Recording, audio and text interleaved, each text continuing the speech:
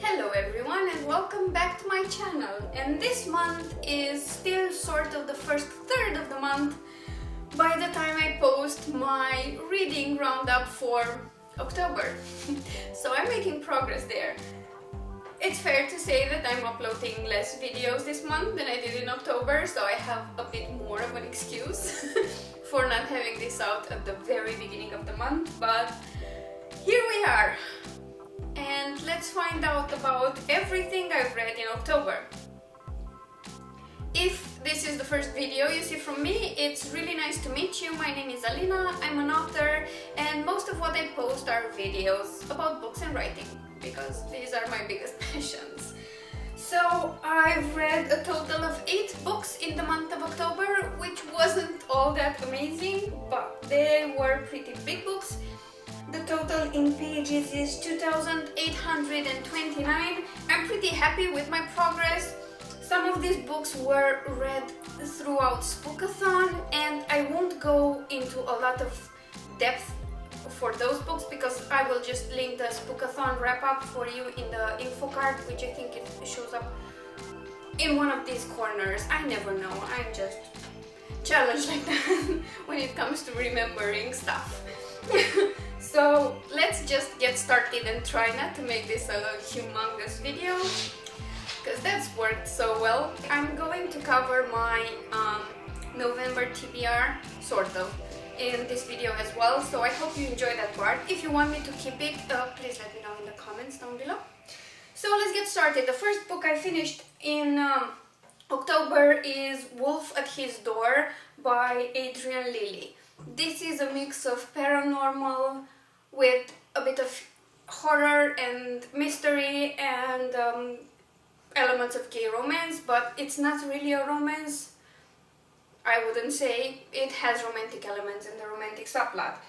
I won't get a lot into the details of this book because I think it's hard not to reveal a lot of the twists that happened throughout the book. What I would say is that the thing I appreciated the most about this is that it's one of the very few werewolf books that I read which is more on the classical horror side, with a beast that hacks into people and kills them, and there's some weird science involved and manipulation of genes and infecting fetuses in their mother's wombs and turning them into some sort of werewolf. It's complicated, but it's interesting and I liked it. There's quite a bit of the plot revolving around family secrets that come to bite you in the ass later on. There are some erotic elements to it which worked and didn't for me. There are some encounters which I think were there just because they seemed interesting but do nothing to advance the plot or further develop the characters. And that was fine. I could go with that. Part of this book is a murder mystery with a police investigation and 2 detectives investigating different cases that come together, and they're all related with the werewolf subplot, which was fine, but I think the book was trying to do too much and kind of lost the plot from a point on. Not that it didn't make sense, just like you had all these points of view and different perspectives, and it kind of jumped from one to another, which made it a bit hard to follow. All in all, it was an interesting read. I enjoyed it. It wasn't the best werewolf book I've ever read. I think horror is something that doesn't happen a lot in the LGBT subgenre, and whenever I see books like that, I'm always interested to see the perspectives. So this is the first in a series. I would be quite interested to see what follows. The second book for October is Illuminated Shadows by Isobel Starling. This is the second in the Shatterproof Bond series, and while it preserved some elements from the first book, like the humor and the erotic elements, this book delves more into the mystery and the secret spy organization that's been introduced in the first book. I found it a lot more interesting and appealing to me personally than the first book, which was more of a romance with erotic and comedy elements and a bit of underlying mystery. The investigative part and the mystery and the spy side of the story and the plotline were a lot more present in this book, and I found them really, really engaging.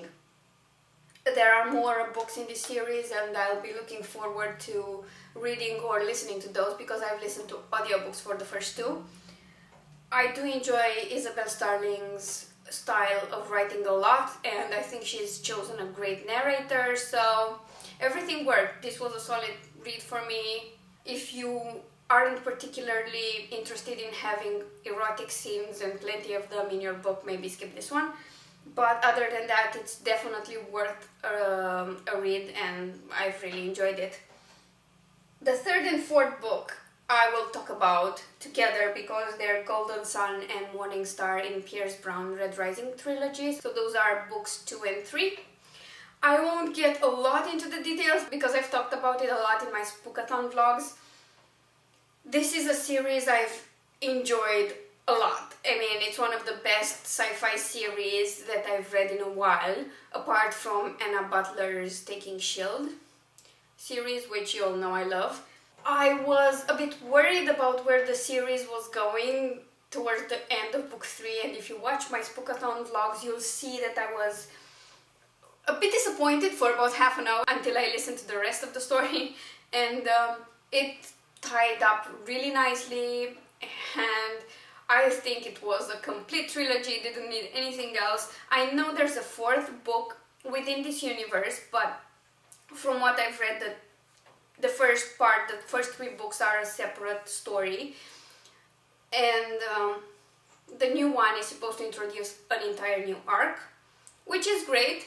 I am going to read it. I'm actually going to wait for the audiobook to be released because I kind of need a bit of a break from having my heart broken at every turn by Pierce Brown, who enjoys doing that. I think he's a sadist at heart, but oh well.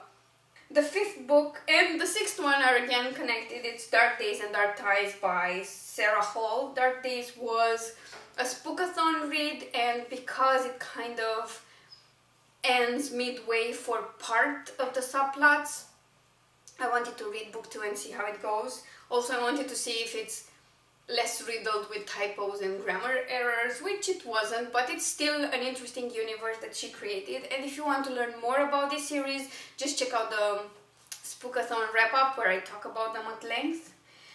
The 7th book was a thriller, which I also specifically chose for Spookathon, and that's Relentless by Dean Koontz. It was an interesting, well, not read because I listened to the audiobook, but it was a very, very interesting and compelling story. What I thought it was and what it turned out to be was completely different. I liked the philosophical aspects it delved into, and the mystery and the touch of paranormal. That was a bit of a surprise, but it worked really well in the book.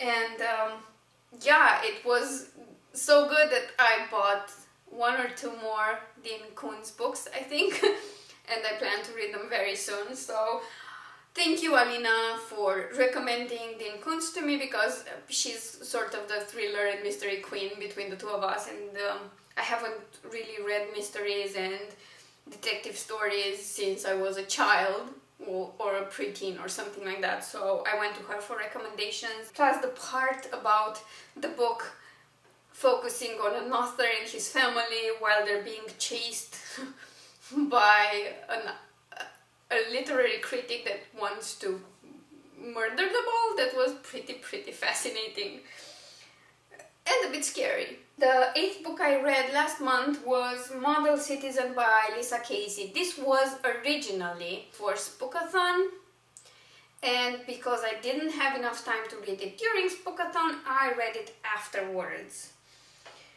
This was an okay story. I didn't love it.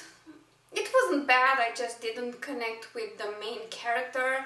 Ollie is this model turned private investigator who doesn't really have a private investigator license yet. He's done all the legwork for it, but his brother killed himself before he got a chance to sign the paperwork. The other character is a soldier returned from a war zone, and they share some PTSD between them, which was an interesting take, but to me it wasn't clear why soldier guy liked Ollie. And I think in a way Ollie's character made sense, because I've heard a lot of people saying models are the most insecure people and they need constant reassurance, and this was coming from designers, so maybe it makes sense. But the only interesting thing about Ollie was that he was pretty and he was gender fluid. He wore women's clothes and makeup but still considered himself a man. I mean, it wasn't exactly clear if he was purely gender fluid or he just didn't like the gender norms imposed to him being a male. He had this huge chip on his shoulder about stronger guys being considered real men. I don't think Ollie was particularly good for parts of the private investigating business. He was excelling at others, but he just couldn't accept the fact that he wasn't good at all of them. He was a bit of a judgmental prick to others. He always expected the worst of people. And some of these I understand because of the people he'd met and the way the modeling business is described, but some I just didn't, so I didn't really connect with the character. I don't know. And the other thing I didn't particularly like is that this happens a lot in a lot of fiction, and people don't really understand what hacking is all about. I mean, this guy would use his computer at work to break into the police department's network, and nobody ever caught him, and he was this extreme hacker. Yeah, no, that's not how hacking works. It usually takes a lot of time to develop your skills. Law enforcement agencies usually are pretty good at spotting intrusions, but this is just my take on it. Moving on to what I'm planning on reading in November, it's a very, very short list. Meaning that I'm aiming at reading exactly 4 books. Everything that happens on top of that is great, but that's where I'm going to stop. I want to finish The Jackal's House by Anna Butler, which at first didn't really intrigue me as much, because despite Anna's style and her character development and her world building technique, which is always impressive, steampunk is not exactly a genre I enjoy a lot. So at first I was kind of reluctant and kind of not getting into it. And of course, the moment I start getting into it, Nano starts, and I have no time.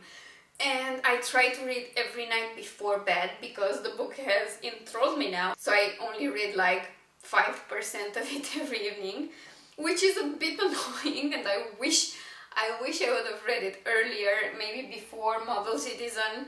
I'm regretting my order choices now. I thought I'd have a lot more time at the end of October and the start of November, but that was a mistake on my part. I want to finish and review that book because it's freaking awesome. I love Anna Butler's work so much that I pre-ordered this book, although I was offered an ARC for it. So yeah, that's the top of my list.